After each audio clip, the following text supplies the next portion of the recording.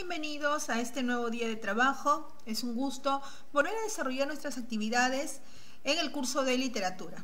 Vamos a continuar trabajando pues lo que corresponde al género dramático, aquellas obras que se pueden entender a través de la acción, a través de los hechos que son representados por cada uno de sus personajes, en este caso si hablamos de una representación teatral, de los actores.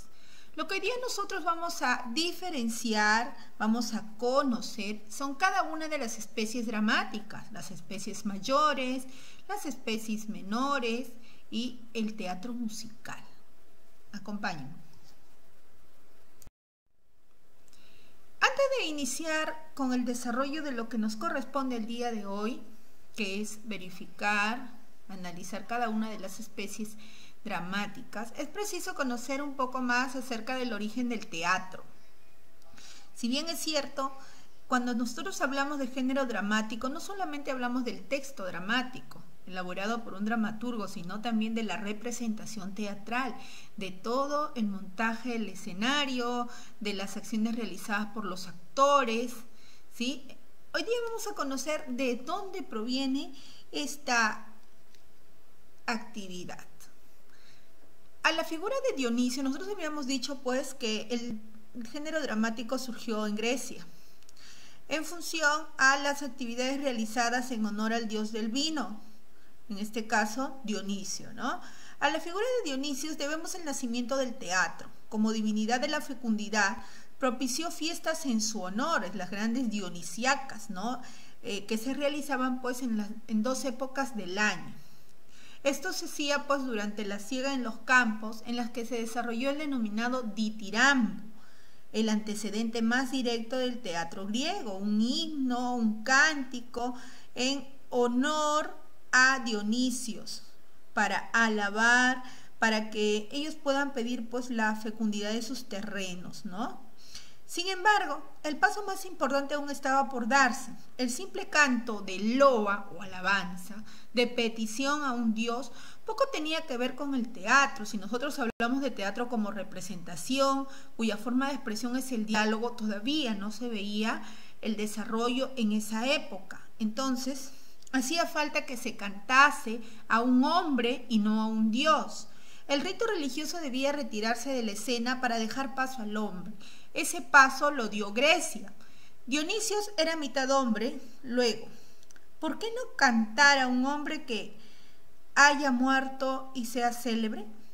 La naturaleza semihumana de Dios, en este caso de Dionisios, permitió a Grecia lo que otras culturas no habían alcanzado: secularizar el ditirambo. Por otra parte, tal vez la monotonía de las danzas, porque era un festival, era una comparsa, ¿no? Entonces, en todo caso, pues solamente eran danzas y entonación de himnos. Entonces necesitábamos ver acción, que es como se entienden las obras teatrales, ¿no?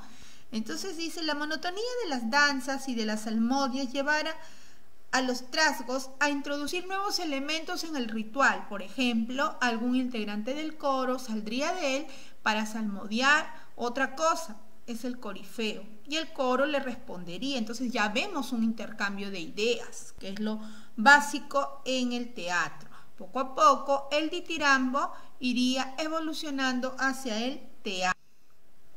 En un principio, el primer actor, que es Tespis, salió del coro para disfrazarse de Dionisios. Ahí está la mascarita, ¿no? Que representaba pues al dios, en este caso de la fecundidad, y ahí lo tienen, con su máscara al costado, ¿no? Más tarde se representarían escenas de la vida del dios y luego finalmente de los hombres, y vamos avanzando. Suele entenderse que el primero en separarse del coro fue Tespis, el primer hombre de teatro que se conoce. Tespis se encargaba de promocionar este tipo de actividades relatando historias, se puede decir así, ¿no? Viajaba con su barco de isla en isla y salió del círculo de los trasgos. Sin embargo, Tespis era solo un cuentacuentos. Le faltaba el principal de los elementos del teatro, que era el diálogo, es decir, él relataba historias, pero no estamos hablando de escenificación ni de representación. Tespis no era un personaje, solo un narrador que intercalaba con el coro. Y si nos acordamos de las características del teatro, no hay un narrador. Entonces todavía estamos en una situación incipiente para dar el paso siguiente y fundamental, incorporar el diálogo, es decir, la aparición del segundo actor, que en este caso lo haría Esquilo.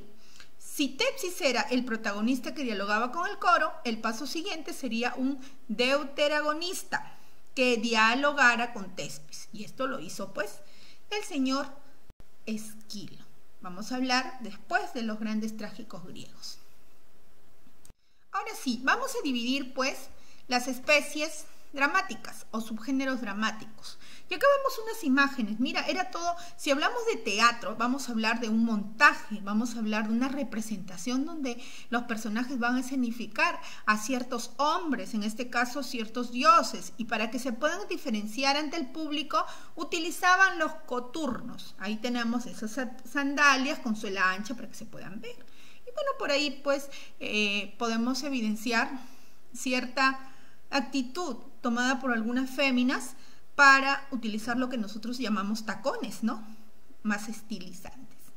Tenemos también las máscaras que representaban a los dioses y tenemos las túnicas, que son la indumentaria. Tenemos las especies mayores de más amplitud, la tragedia, la comedia y el drama. Las especies menores de menos actos, el autosacramental, entremés, monólogo y farsa. Y el teatro musical acompañado de una orquesta, acompañado de músicos, en este caso cantantes, ¿no? A la ópera, la zarzuela y el sainete.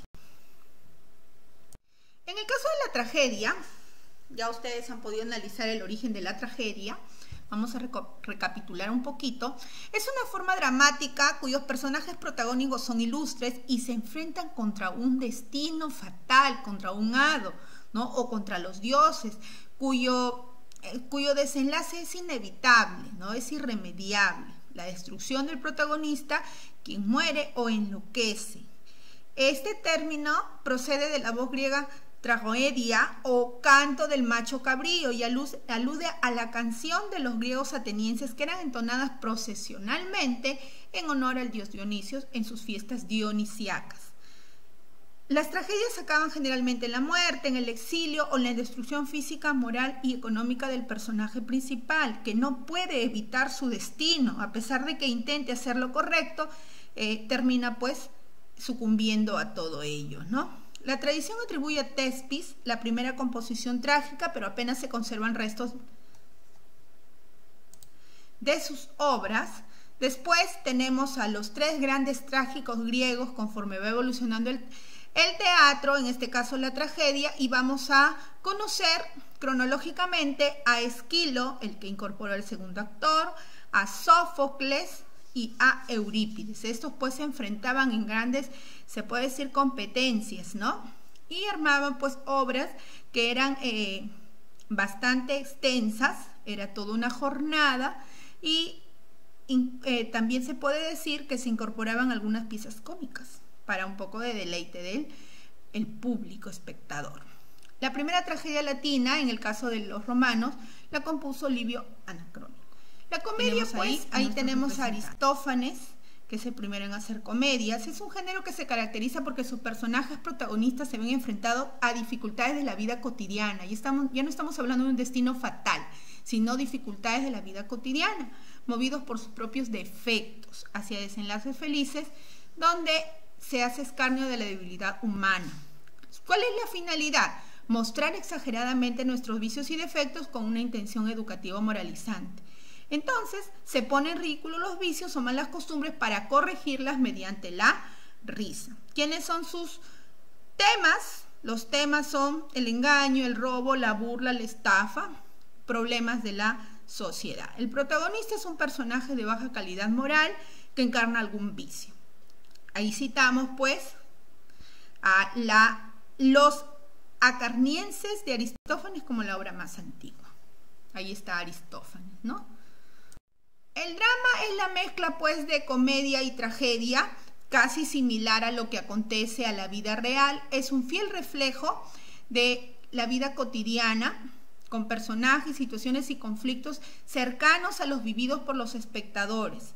Tiende a la gravedad y al pesimismo de la tragedia, pero con un tono también amable de la comedia. No hay un desenlace fatal, siempre hay situaciones un poco más comprensibles respecto a la vida diaria. Aquí también se puede destacar la tragicomedia, que es un género que surgió en España, y la más destacada es La Celestina, la tragicomedia de Calixto y Melibea, ¿correcto?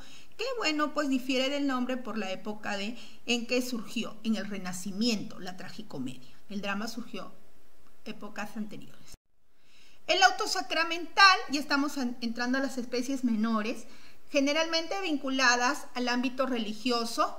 Episodios bíblicos son representados a través de los personajes, pues, de naturaleza eclesiástica. Se basan en los dilemas morales y en las representaciones de escenas de la Biblia. En sus comienzos se representaba en las iglesias o en las plazas. De acuerdo a la temática tenemos bíblicos, teológicos, marianos o hagiográficos, que es en función a la vida de los santos. Su objetivo principal es contribuir a la difusión de la doctrina católica. El más antiguo es el auto de los Reyes Magos, que ahí tienen una imagen. Entonces, está vinculado a la vida religiosa. Seguimos. En el caso del entremés es una pieza u obra teatral cómica de un acto, por eso es menor, escrita en verso o en prosa, representa o es representada entre las jornadas de las obras cómicas, ¿sí? O algunas obras también bastante extensas en el teatro clásico español. Fue creada por Lope de Rueda, quien la denominaba pasos, que es el otro nombre del entremés.